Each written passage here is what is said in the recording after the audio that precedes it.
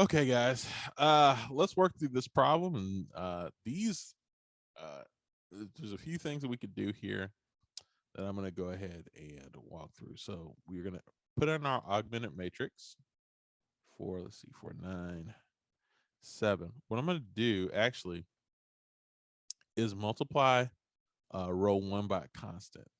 Because remember, the key is we're trying to get that identity matrix in the left half. We want that 1, 0, 0, 1. This is what we're trying to get over here. So we're just going to multiply everything over here by 1/2. That'll automatically put a 1 here. And the way that I usually do it is try to get 1 here first, then put a 0 there, then get a 1 there, then get a 0 there. And that's kind of my way of going about it, if you will, kind of like this. All right. So let's clear our drawings.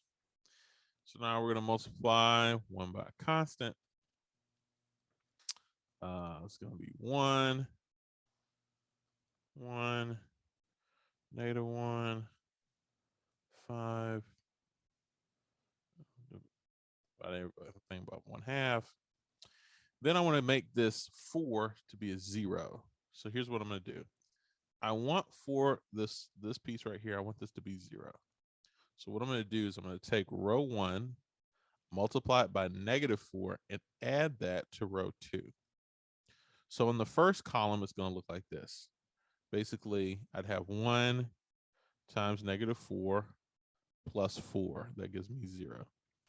In column 2, I'll have -1 times -4 plus 9.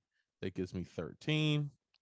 And in column 3, I'll have 5 times -4 plus 7, which gives me -13.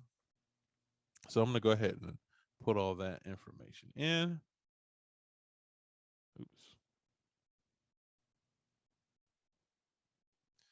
So I'm going to alter row 2 by adding a multiple of row 1.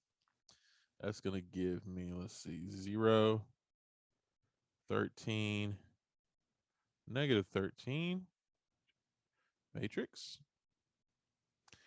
Then I want this one to be 1 in the bottom left.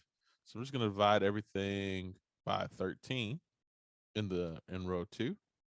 So multiply row 2 by constant. I have 0, 1, 1, or -1 rather. Matrix. And now what I can do is I can add. I want a 0 here now. I want this to be 0.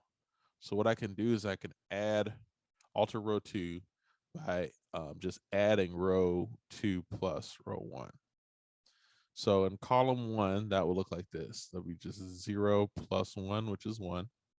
Column 2, that would be 1 plus -1, which is 0. And column 3, that would be -1 plus 5, which is 4. So those will be the columns in order. And guys, it does help sometimes to write out what's actually happening in the columns. So I'm going to alter row 1 by adding a multiple of row 2. I'm going to have 1, 0, 4. And you only have to do 2 of these problems. So take your time with these. And that's it. So now it's quite clear that our x value, because remember the first column is the x column. So our x value is equal to 4 and our y value is equal to -1.